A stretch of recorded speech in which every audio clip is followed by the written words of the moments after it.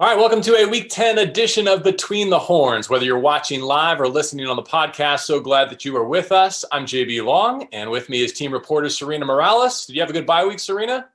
Very restful. Started watching the Queen's Gambit. I mean, some people want to watch This Is Us, but that's here nor there. As good as the reviews? Oh my gosh, it's amazing. Lindsay, did you start watching this? No, I had it on HGTV the whole time. House Hunters, yeah. That's ESPN Rams reporter Lindsay Theory, and Maurice Jones-Drew knows a thing or two about home renovation. Yes, I do. HGTV is the best. I'm a flipper flop kind of guy, though. But you know what? It doesn't matter because I've come to realize the beam at the top. That's key. That's key for anything if you're going to open things up. And it costs like $9,000 every time. Yes, love it or list it. There you go. See?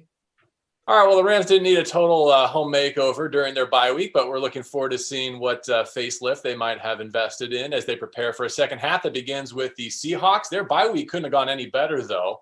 The NFC West went 0-3. San Francisco, Seattle, Arizona all losing. That creates an amazing opportunity for the Rams as they come back to SoFi Stadium. At least a share of first place is on the line when they welcome the 6-2 Seahawks. So, Serena, take it away. All right, yeah, let's kick it and start this show off with the Rams offense. Heading into this matchup, the Rams are ranked 6th in the league in total offense. The Seahawks are ranked in dead last in total defense. I'm sure it's been a long 2 weeks for Sean McVay and Jared Goff because they're looking to get things back on track against the struggling Seahawks defense. Maurice, I'm going to start with you. Is this the type of game where we're going to see Goff and the offense kind of regain that confidence?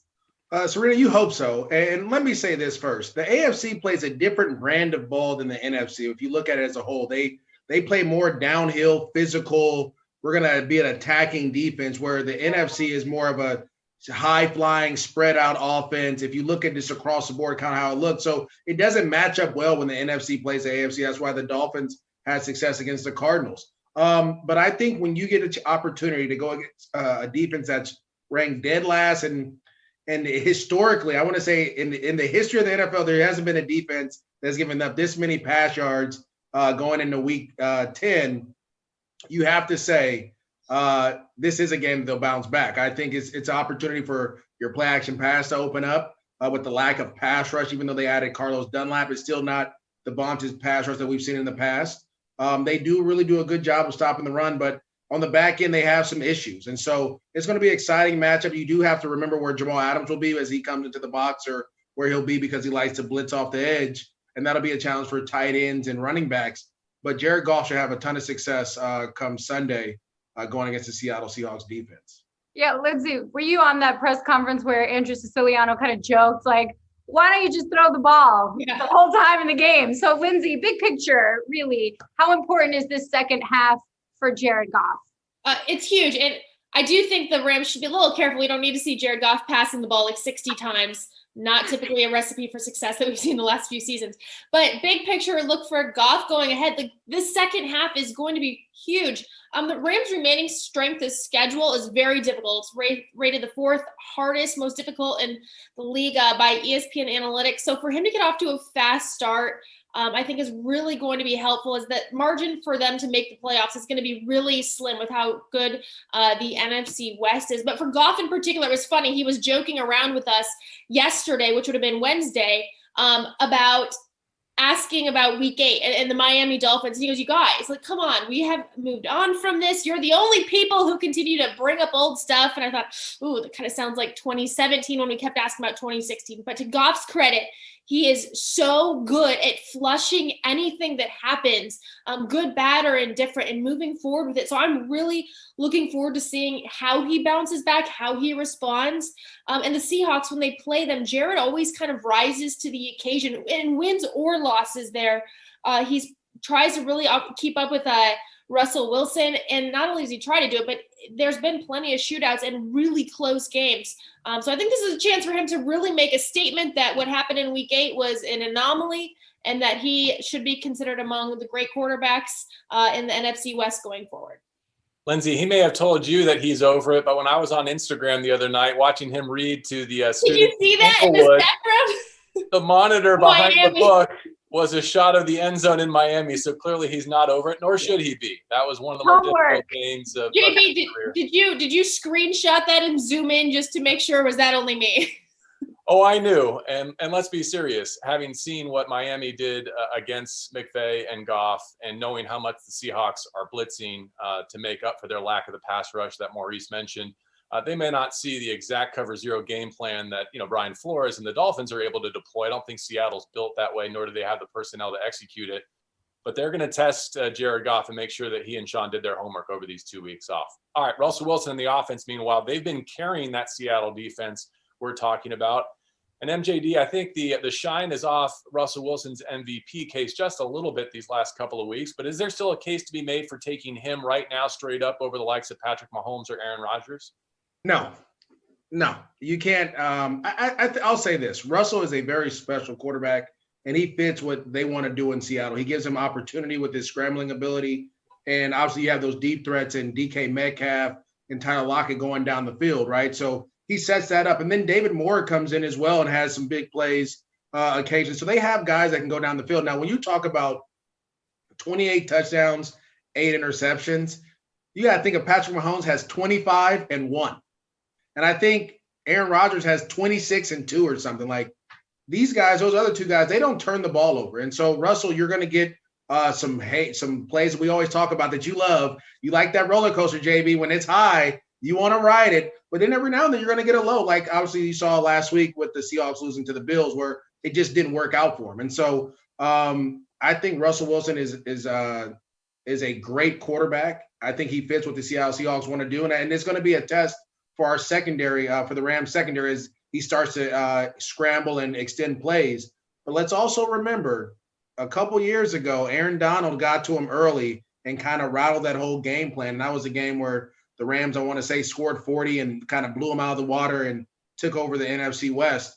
Let's see. The key is, can you get to Russell early and get him flustered a little bit, similar to what Buffalo did, hit him a couple times and see how he responds then.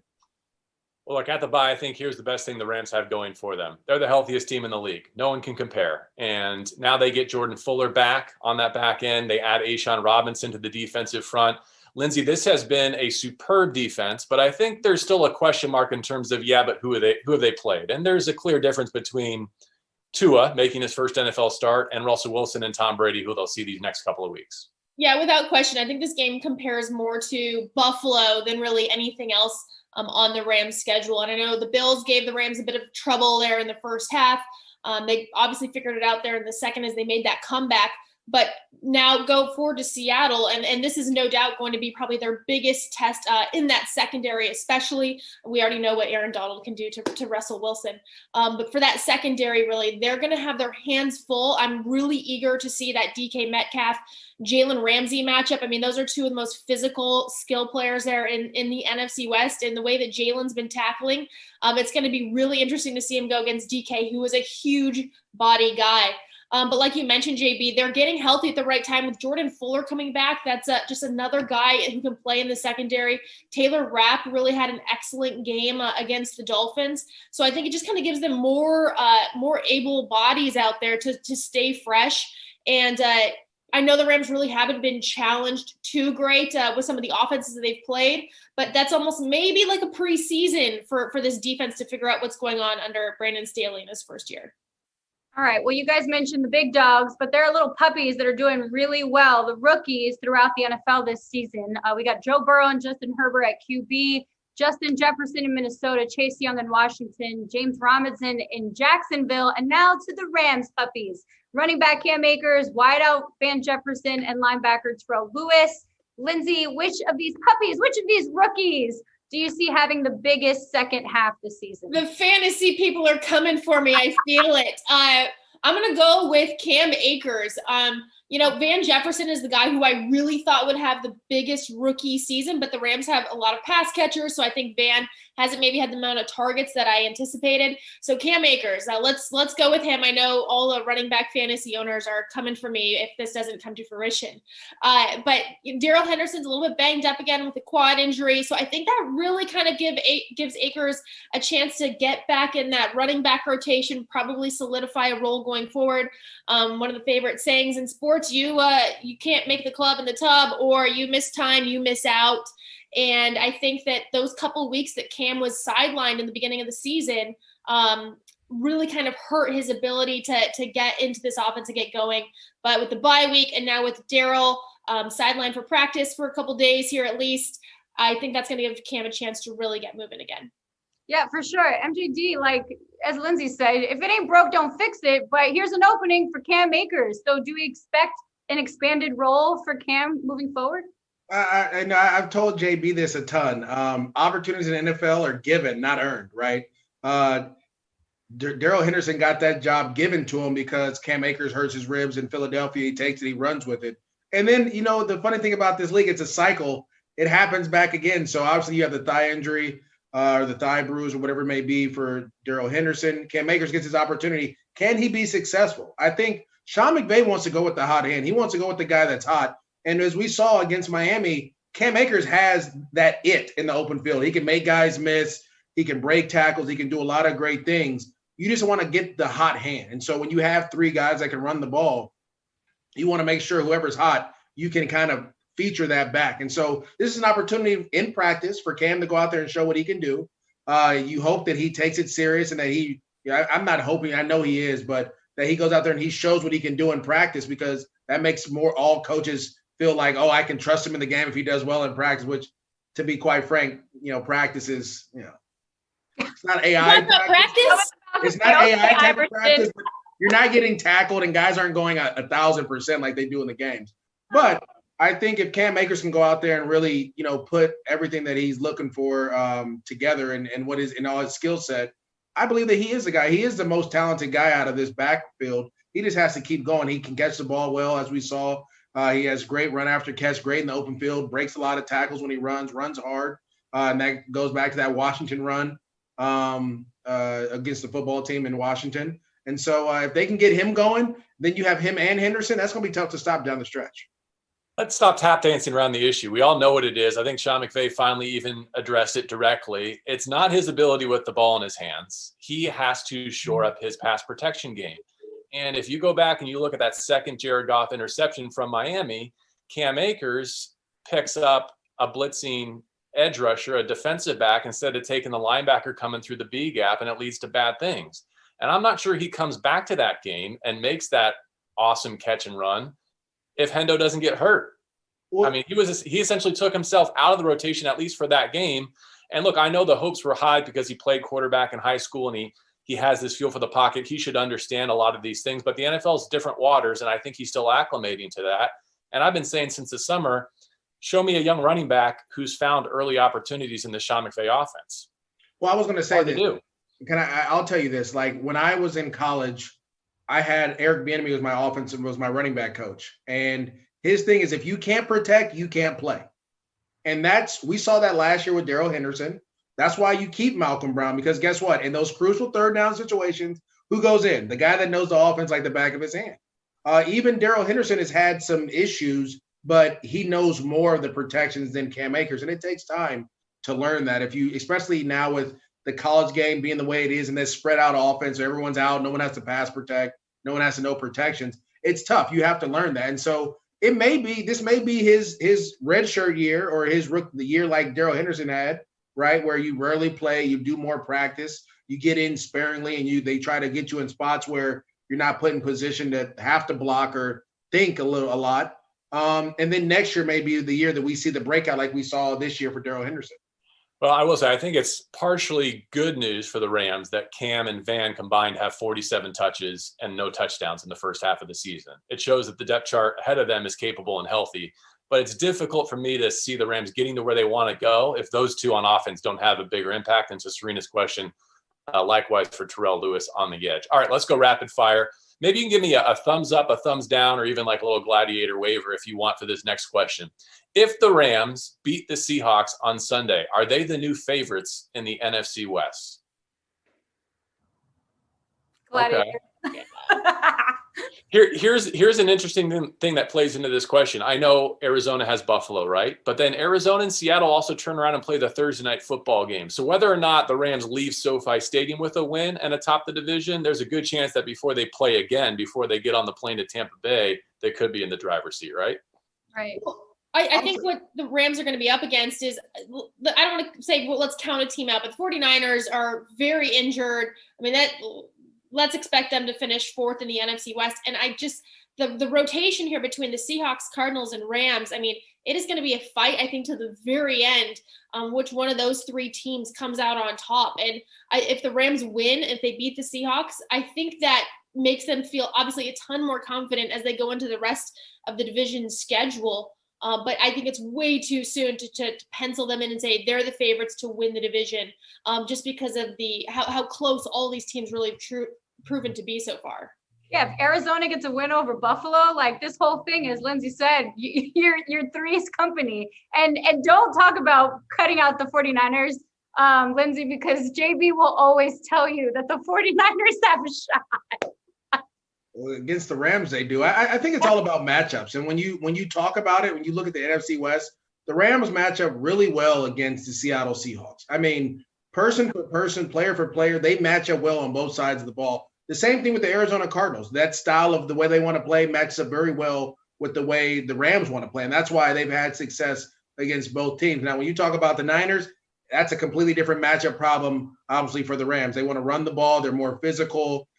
Defensively, they play a different style than Sean McVay's used to. Yes, it's the Seattle defense, but there's a little tweak to it that makes it a little bit harder because of their pass rush against those Seahawks teams. So when I say thumbs up, yeah, because if the Rams win this matchup and they go out and they win, and I'm being very optimistic here, but I don't see the Cardinals really beating them because that game plan doesn't match up well against them. Like the Rams play very well against the Cardinals without DeAndre Hopkins. It doesn't matter. They just match up well. So I think it's a matchup game. The one game that does scare me down the stretch is Tampa Bay.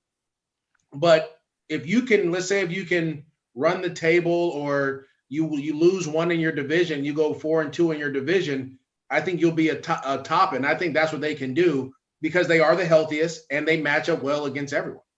All right, next question. Aaron Donald terrorizes Russell Wilson and the Seahawks with another big performance against them at SoFi Stadium. Might he steal a little bit of the MVP conversation from the defensive side of the football? Always.